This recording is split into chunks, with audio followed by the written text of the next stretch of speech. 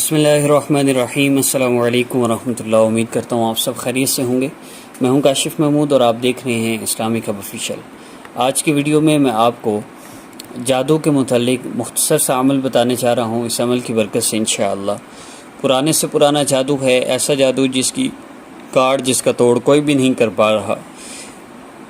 انشاءاللہ اس عمل کی برکت سے 3 دن کے اندر اس جادو کی کاٹ بھی ہوگی اور آپ کا مسئلہ بھی انشاءاللہ حل ہو جائے گا، اور جادو کی وجہ سے جو اثرات آپ کی زندگی پر پڑے ہیں وہ بھی ختم ہو جائیں گے۔ عمل کی ترتیب کی طرف بڑھنے سے پہلے اگر آپ نے ابھی تک ہمارا چینل سبسکرائب نہیں کیا تو عمل کی اجازت کے لیے ہمارا چینل سبسکرائب فرما لیجئے اور بیل آئیکن کو پریس کر لیں تاکہ نیکسٹ ویڈیو کا نوٹیفیکیشن آپ کو فوری مل جائے۔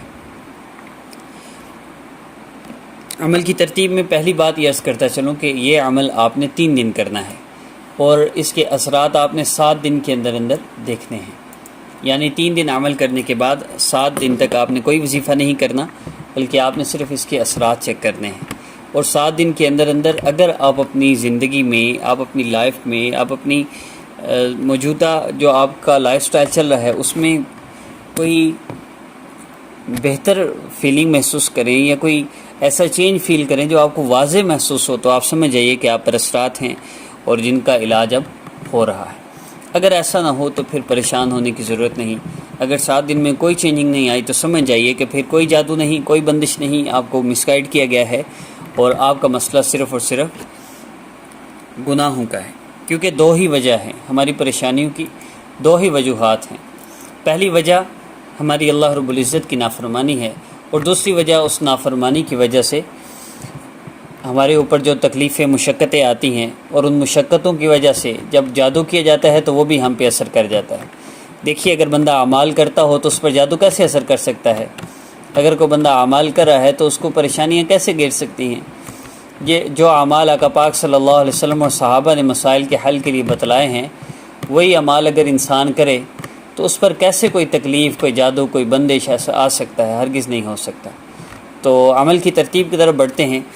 2 چیزیں اس میں آپ نے فالو کرنی ہیں۔ پہلی چیز 100% اپنے آپ کو گناہوں سے بچانا ہے۔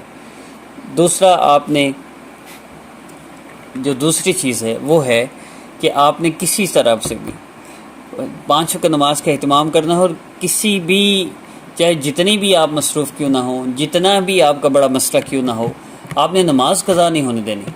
نماز قضا ہوگی تو سمجھ جائیے کہ مسائل کا حل ناممکن ہے۔ پھر نماز قضا کر کے مسئلے حل ہو جائیں، یہ ناممکن بات ہے۔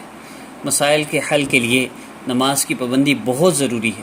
نماز کی پابندی کریں گے تو جو مسئلہ کل حل ہونا ہے وہ آج حل ہو جائے گا، اور نماز کی پابندی نہیں کریں گے تو سالوں کا مسئلہ بھی، یہ مسئلہ 10 دن میں نہیں، 2 دن میں نہیں، 10 سالوں میں بھی نہیں حل ہوگا۔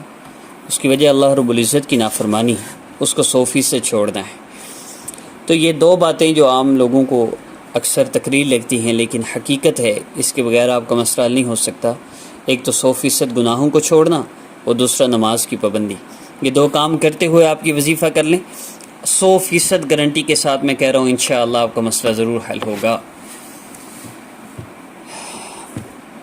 اس میں یہ بات بھی عرض کرتا چلوں کہ اگر آپ سے گناہ نہ چھوٹ رہے ہوں تو آپ ہمارے واٹس ایپ نمبر پہ رابطہ کر کے، جو ویڈیو کے آخر میں شو ہوگا، ایک چینج یور لائف کے نام سے کورس سٹارٹ کیا ہے کافی عرصے سے، اور الحمدللہ جس نے بھی اس کو کیا 100% گناہ چھوٹ گئے۔ جب گناہ چھوٹ جاتے ہیں اللہ کی محبت مل جاتی ہے، اور جب اللہ رب العزت کی محبت ملتی ہے تو انسان کے مسئلے ویسے حل ہو جاتے ہیں۔ تو اس کورس سے اللہ رب العزت کی محبت ملتی ہے، اللہ رب العزت کا تعلق ملتا ہے۔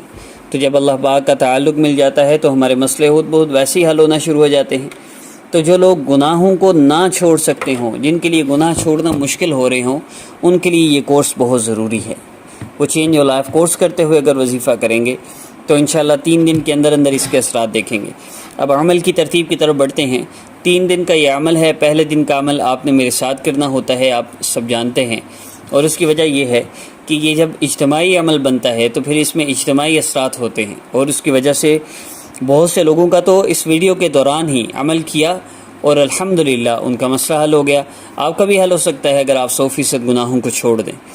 آپ روزانہ اپلوڈ ہونے والی ہماری ویڈیوز میں جو وظائف ہیں، کسی بھی ٹاپک پہ ہوں، آپ اگر ہمارے ساتھ وہ ذکر کرنا شروع کر دیں تو آپ کا مسئلہ ویڈیو کرتے ہوئے، ذکر کرتے ہوئے، وظیفہ کرتے ہوئے بھی حل ہو سکتا ہے۔ تو آئیے آغاز کرتے ہیں عمل کا۔ پہلے دن کا عمل ابھی میرے ساتھ کیجئے، دوسرے اور تیسرے دن کا عمل کیسے کرنا ہے میں آپ کو بتا دیتا ہوں۔ پہلے ہم 3 مرتبہ بسم اللہ الرحمن الرحیم پڑھیں گے، پھر یا ارحم الراحمین 3 دفعہ پڑھیں گے، اس کے بعد 11 مرتبہ اللہ رب العزت کا ایک اسم مبارک اس کا ذکر کریں گے، اور اس کے بعد درود پاک اور دعا ہے، اور آخر میں پھر درود پاک ہے۔ اس عمل کی ترتیب کے بعد اب ذکر شروع کرتے ہیں۔ بسم اللہ الرحمن الرحیم، بسم اللہ الرحمن الرحیم، بسم اللہ الرحمن الرحیم، یا ارحم الراحمین، یا ارحم الراحمین، یا ارحم الراحمین۔ اب اس کے بعد اللہ رب العزت کے اسم مبارک النور، اللہ رب العزت کا اسم ذات ہے، صفات ہے، ذاتی نام کے ساتھ ملا کر ہم نے پڑھنا ہے۔ یا نور یا اللہ جل جلالہ، 11 مرتبہ اس کو پڑھنا ہے۔ یا نور یا اللہ جل جلالہ۔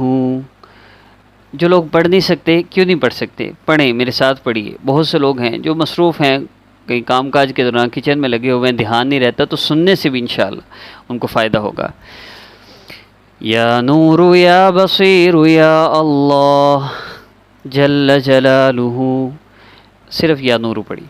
یا نور یا اللہ جل جلالہ، یا نور یا اللہ جل جلالہ، یا نور یا اللہ جل جلالہ، یا نور یا اللہ جل جلالہ، یا نور یا اللہ جل جلالہ، یا نور یا اللہ جل جلالہ، یا نور یا اللہ جل جلالہ، یا نور یا اللہ جل جلالہ، یا نور یا اللہ جل جلالہ، یا نور یا اللہ جل جلالہ، یا نور یا اللہ جل جلالہ، یا نور یا اللہ جل جلالہ، یا نور یا اللہ جل جلالہ۔ 11 مرتبہ اس اسم مبارک کو پڑھنے کے بعد، 12 ہو جائے 13 ہو جائے کوئی مسئلہ نہیں، اس اسم مبارک کو پڑھنے کے بعد آپ نے درود پاک پڑھنا ہے۔ درود پاک کم از کم 3 مرتبہ ہے، زیادہ کی کوئی حد نہیں، میرے ساتھ پڑھ لیجئے۔ اللہم صلی علی سیدنا محمد وعلی آل سیدنا محمد وبارک وسلم۔ اللہم صلی علی سیدنا محمد وعلی آل سیدنا محمد وبارک وسلم۔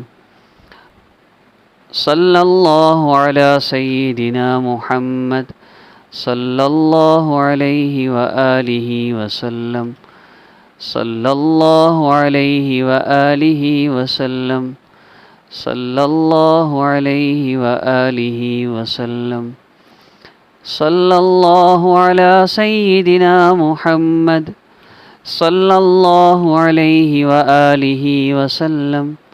کوئی بھی درود پاک آپ پڑھ سکتے ہیں، کم از کم مقدار 3 دفعہ ہے، زیادہ کی کوئی حد نہیں۔